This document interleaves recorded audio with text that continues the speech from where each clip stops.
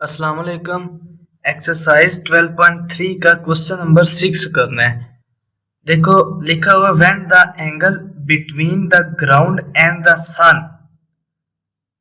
एक एंगल है ग्राउंड और सन के दरमियान। Flag pole cast a shadow of 40 metre long. एक फ्लैग पोल है हमारे पास। Find the height of top of flag. देखो ये हमारे पास एक फ्लैग पोल है। ये हो गया, ये फ्लैग मैं बना देता हूं फ्लैग पोल। ये फ्लैग पोल है। वो कह रहा है flag pole cast a shadow of 40 metre long. Sun and ground के दरमियान 30 डिग्री का एंगल बना रहा है। इधर हमारे पास सन है। अब सन की वजह से ये एक फ्लैग का पोल है, इसका साया बनेगा। ये इसका साया ये ग्राउंड में पड़ रहा है, यानी जमीन की तरफ पड़ रहा है साया। Flag pole cast shadow of 40 metre long. वो कह रहा है कि इस पोल का शेडो यहां तक आ रहा है। इस शेडो से लेके ये फ्लैग पोल तक जो डिस्टेंस है वो है 40 metre. 40 metre. Ground and sun is 30 degree. ये सन की वजह से इस पोल का साया यहां तक आ रहा है। ग्राउंड यानी नीचे तक आ रहा है, यहां से यहां तक साया आ रहा है, तो इधर जो एंगल बन रहा है वो 30 डिग्री का एंगल बन रहा है। उसके बाद वो कह रहा है find the height of top of flag. ये हमारे पास फ्लैग यानी इसकी हमने हाइट फाइंड करनी है कि ये हाइट कितनी है। तो मैं लेट कर लेता हूं, इसको ए कह लो, इसको बी कह लो, इसको सी कह लो। हमारे पास in triangle A B C, A B C ये ट्रायंगल है। अब देखो एंगल हमारे पास गिवन है ए में मेजर एंगल ए कितना है 30 डिग्री। इसको कहते हैं 90 डिग्री। ये स्ट्रेट लाइन वाला एंगल 90 डिग्री का होता है।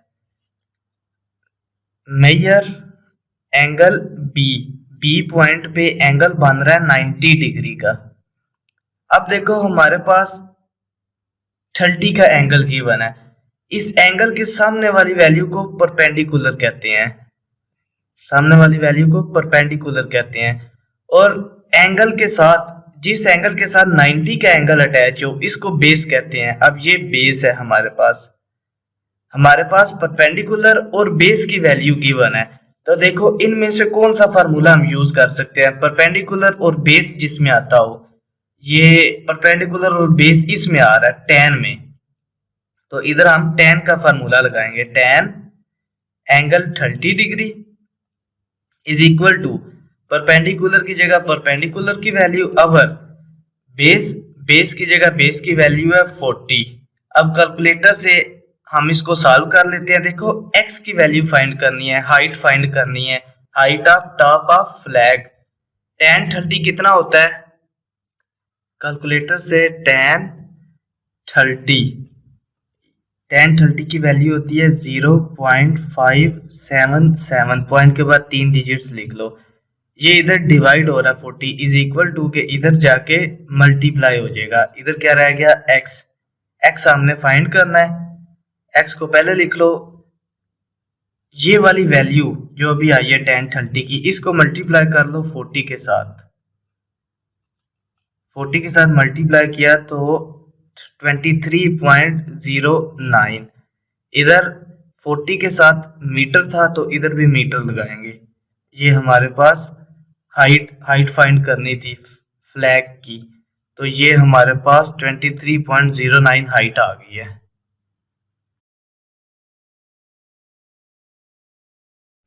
क्वेश्चन नंबर 7, पहले क्वेश्चन को ध्यान से समझो। लिखा हुआ है a plane flying directly above a post 6000 metre away from an anti craft gun.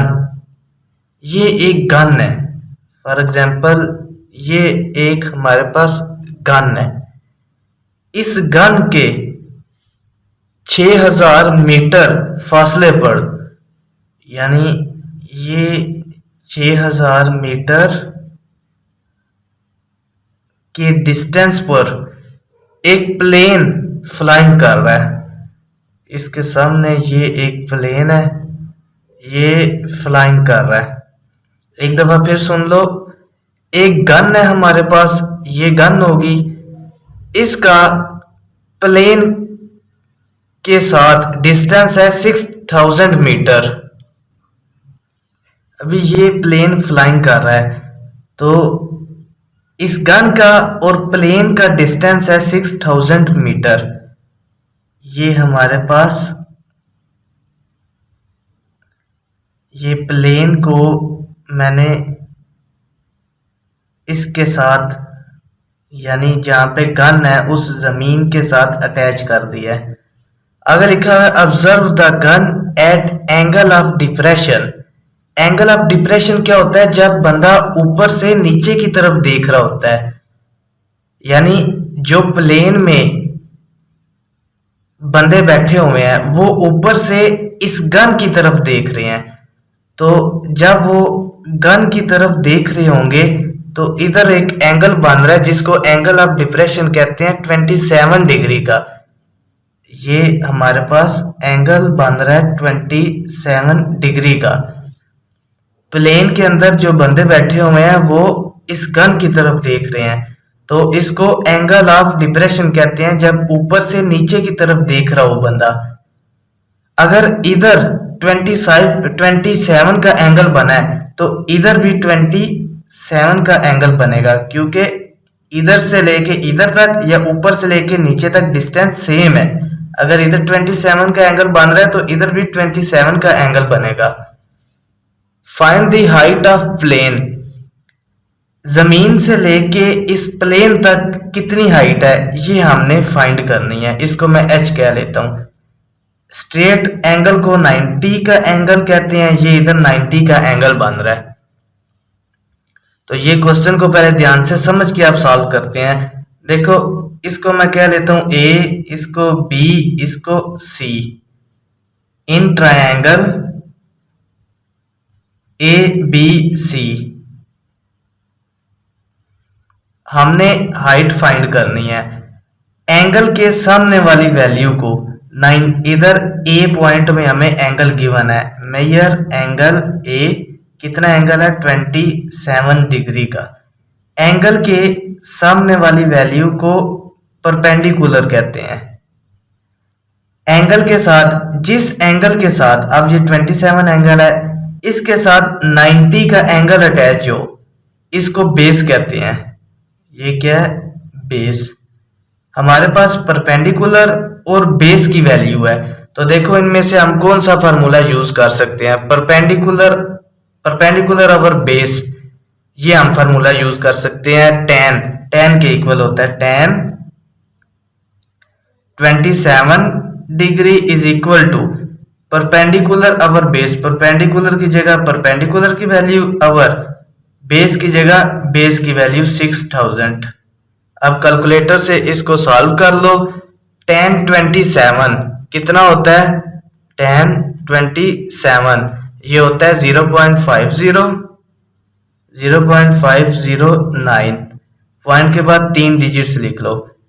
ये वैल्यू इधर डिवाइड हो रही है, जब इज इक्वल टू के इधर आएगी तो इसके साथ मल्टीप्लाई हो जाएगी।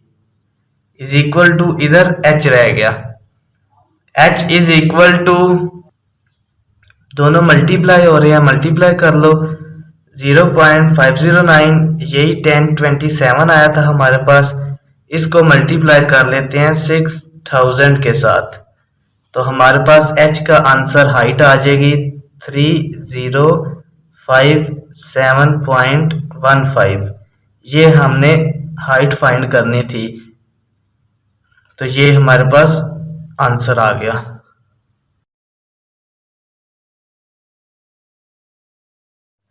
क्वेश्चन नंबर 8 करना है। देखो क्वेश्चन को पहले समझ लो। A man on the top of height 100 metre lighthouse is in the line with 2 ships. अब ये लाइट हाउस कितनी इसकी हाइट है 100 मीटर। ये एक लाइट हाउस है। पहले ज़माने में जब लाइट हाउस होते थे, लाइट हाउस हम क्यों होते थे, शिप्स को डायरेक्शन देने के लिए। तो ये वही बात कर रहा है कि एक लाइट हाउस है जिसकी हाइट है 100 मीटर। 100 मीटर उसकी हाइट है, with 2 ships on the same side of it, whose angles of depression from the main are 17 degree 19 degree respecting। एक आदमी है, एंगल ऑफ डिप्रेशन का मतलब होता है ऊपर से नीचे की तरफ देखना। अब एक आदमी है, वो 2 शिप्स को देख रहा है, ऊपर से नीचे की तरफ 2 शिप्स को देख रहा है। फॉर एग्जाम्पल ये आदमी है, एक शिप ये है, ये दूसरी शिप है, ऊपर से दोनों शिप्स को देख रहा है, इधर भी देख रहा है और इस शिप को भी देख रहा है। तो इधर हमारे पास 2 एंगल बनते हैं, एंगल ऑफ डिप्रेशन हमारे पास 2 बनते हैं, एक 17 एक 19। अब देखो इन दोनों में से 17 का एंगल कौन सा होगा और 19 का एंगल कौन सा होगा। जितना हाइट के करीब ये शिप हाइट के करीब है, इस हाइट के करीब है, तो जितना एंगल हाइट के करीब होगा उतना ही ज्यादा होता जाएगा। यानी ये हाइट के करीब एंगल है तो ये बड़ा होगा, ये 19 डिग्री वाला एंगल होगा। तो दूसरा 17, ये 17, जैसे ये शिप आगे जाती जाएगी तो इतना एंगल इसका ज्यादा होता जाएगा। Find the distance between ships, वो कह रहा है कि इन शिप्स के दरमियान कितना डिस्टेंस है, ये आपने फाइंड करना है, ये हमने x फाइंड करना है। तो इसका और इसके दरमियान कितना डिस्टेंस है ये भी फाइंड करना है, इसको मैं y कह लेता हूं। इन दोनों शिप्स के दरमियान डिस्टेंस और इस शिप का इस हाइट के साथ, लाइट हाउस के साथ कितना डिस्टेंस है, ये चीज हमने फाइंड करनी है। तो लेट कर लेते हैं, इसको मैं a कह लेता हूं, इसको b, इसको c, इसको d। 4 पॉइंट्स हैं हमारे पास। हमने a से लेके c तक डिस्टेंस फाइंड करना है। a से लेके c तक कितना डिस्टेंस बन रहा है हमारे पास, a से लेके c तक टोटल डिस्टेंस बन रहा है x प्लस y। एक ये यहां से यहां तक डिस्टेंस है, एक यहां से यहां तक है, इन दोनों को प्लस करेंगे तो टोटल डिस्टेंस बन जाएगा x प्लस y। इस डायग्राम को समझने के बाद अभी हम इस क्वेश्चन को आगे सॉल्व करते हैं। देखो हमारी कंप्लीट ट्रायंगल, इन ट्रायंगल अब इधर 2 ट्रायंगल बन रही है, एक बन रही है ADC, एक बन रही है BDC। तो पहले हम टोटल ट्रायंगल को सॉल्व करते हैं। टोटल ट्रायंगल है ADC, इन ट्रायंगल ADC हमारे पास एंगल 17 है, इधर क्या है मेजर एंगल A कितना 17 डिग्री। इसके सामने वाली वैल्यू को परपेंडिकुलर कहते हैं। अब ये सामने इसकी वैल्यू ये है परपेंडिकुलर, परपेंडिकुलर 100। नीचे ये सारी बेस है, A से लेके C तक बेस क्या है x प्लस y। तो perpendicular over base, perpendicular over base किसका फार्मूला होता है tan का, tan 17 डिग्री इसके इक्वल हो गया परपेंडिकुलर अवर बेस, परपेंडिकुलर की जगह 100, अवर बेस की जगह बेस ये टोटल सारी x प्लस y। अब इधर से tan 17 की वैल्यू कैलकुलेटर से निकाल लो। tan 17 होता है 0.305 is equal to 100 over x plus y। अब ये इधर क्या हो रहा है, डिवाइड इज इक्वल टू के इधर आके इसके साथ मल्टीप्लाई हो जाएगा, मल्टीप्लाई x प्लस वाई, इधर क्या रह गया 100। अब constant value x plus y इधर ही रहने दो, constant value is equal to के इस तरफ ले जाओ, ये इधर मल्टीप्लाई हो रही है, इधर आके 100 के साथ डिवाइड हो जाएगी 0.305, 100 आवर 100 डिवाइड 0.305, ये होता है 327.86 x प्लस वाई। ये हमारे पास x प्लस वाई, हमें वैल्यू चाहिए x की, ए डी सी एंगल यहां से लेके यहां तक डिस्टेंस कितना है x, हमें x की वैल्यू चाहिए, x इधर ही रहने दो, ये y plus is equal to के इधर जाके माइनस हो जाएगा 327.86, y इधर आके माइनस y हो गया। इसको हम क्या लेते हैं, इक्वेशन 1, क्योंकि अभी हमने y की वैल्यू निकालनी है, y की वैल्यू निकाल के इस इक्वेशन में पुट कर देंगे तो हमारे पास x की वैल्यू आ जाएगी। y की वैल्यू कैसे निकालेंगे, अब हम इस ट्रायंगल, इन ट्रायंगल, दो ट्रायंगल बन रही है ना, अभी हमने ए डी सी को सॉल्व किया है, अब हम ट्रायंगल को सॉल्व करते हैं बी सी डी को, in triangle B C D. देखो एंगल कितना है 19 डिग्री, एंगल के सामने वाले वैल्यू परपेंडिकुलर होती है। अगर ये बेस इधर 90 का एंगल बन रहा है, ये वाला स्ट्रेट लाइन 90 का एंगल होता है, परपेंडिकुलर और बेस की वैल्यू है, तो परपेंडिकुलर अवर बेस किसके इक्वल होता है, tan के, tan 19 degree is equal to perpendicular की जगह परपेंडिकुलर की वैल्यू, अवर बेस की जगह बेस की वैल्यू है y, क्योंकि बेस यहां से लेके यहां तक है, हम triangle B C D solve कर रहे हैं, यहां से यहां तक बेस है y। अब y tan 19 कितना होता है, tan 19 0.344 100 आवर y इधर डिवाइड है इज इक्वल टू के इधर आके मल्टीप्लाई हो जाएगा, ये इधर मल्टीप्लाई हो रहा है इज इक्वल टू के इधर आके डिवाइड हो जाएगा। अब कैलकुलेटर से इसको डिवाइड कर लो, इसको डिवाइड किया तो हमारे पास आया y इज इक्वल टू 290.6, ये हमारे पास y की वैल्यू आ गई है। अब मैं इस y को इक्वेशन 1 में पुट करूंगा तो मेरे पास x का आंसर भी आ जाएगा, put y in equation 1, x is equal to equation 1 ये है, x is equal to 327.86 minus y की जगह y का आंसर 290.6, इन दोनों को माइनस कर लो, 327.86 माइनस 290.6, तो हमारे पास x आ गया 37.26।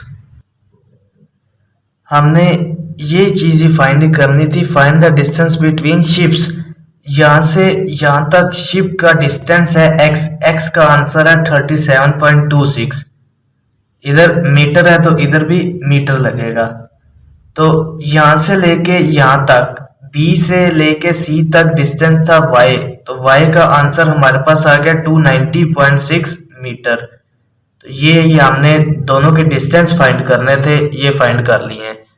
देखो ये 19 डिग्री इस पोल इसके लाइट हाउस के करीब था, तो इसका आंसर 290 आया है, तो ये दूर था तो इसका आंसर 37, यानी जितना नजदीक एंगल होगा, जितना नजदीक शिप होगा इस लाइट हाउस के, उतनी ज्यादा एंगल होता जाएगा।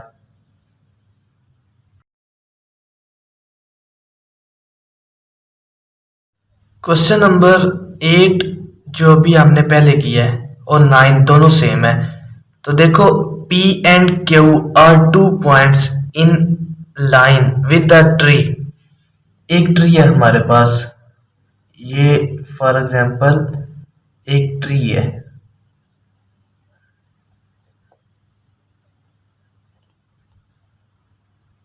Two points in a line with tree, यानी इसकी सेध में दो पॉइंट्स है हमारे पास, एक पॉइंट ये है, एक पॉइंट ये है। पी क्यू, इसको पी कह लो, इसको क्यू। एक ट्री है, ट्री की सीध में इन अ लाइन, यानी इसी लाइन में इसकी सीध में दो पॉइंट्स हैं, एक पी एक क्यू।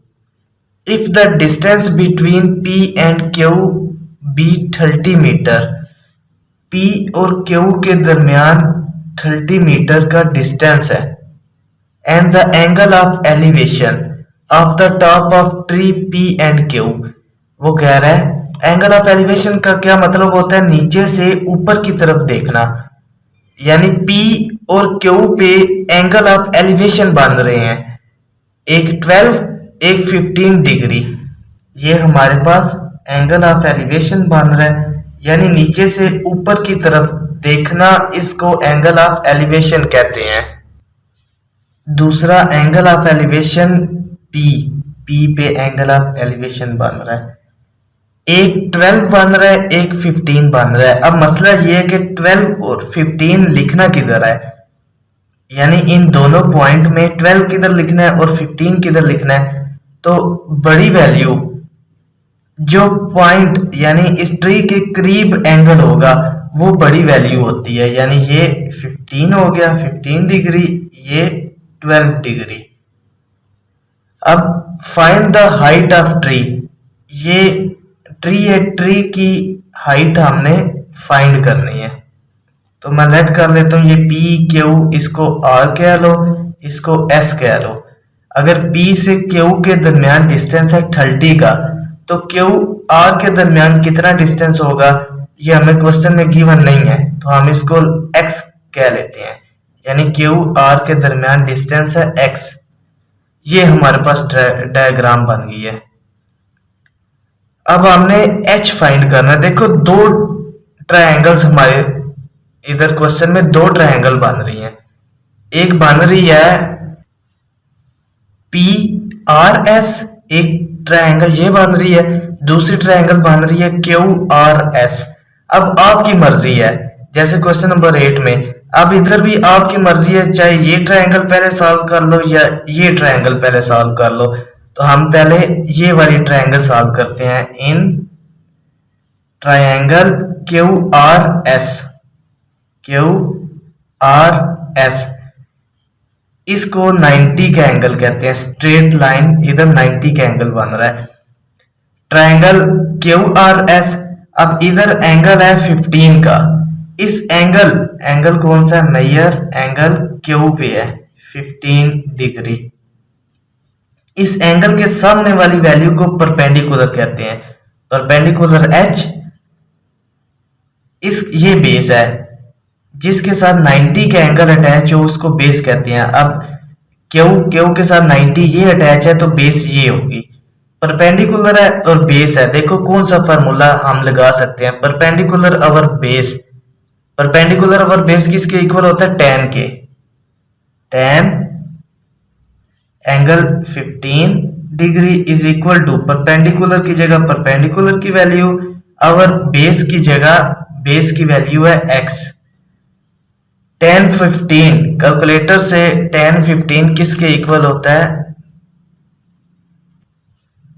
tan 15 की जगह 0.2679, ये हमारे पास tan की वैल्यू आ गई है, is equal to h over x। हमने h फाइंड करना है, तो h इधर ही रहने दो, x इधर डिवाइड हो रहा है, इज इक्वल टू के इधर आके इसके साथ मल्टीप्लाई हो जाएगा, 0.2679 मल्टीप्लाई बाय x। अब देखो ये ट्रायंगल अभी इतनी सॉल्व हो सकती है, ये वाली ट्रायंगल जो अभी हम सॉल्व कर रहे हैं, क्योंकि हमारे पास x की वैल्यू नहीं है। x की वैल्यू होगी तो हम इधर पुट करके एच की वैल्यू ला सकते हैं ना, तो इसको मैं इक्वेशन 1 कह लेता हूँ। ये हमारे पास इक्वेशन 1 आ गई है। अभी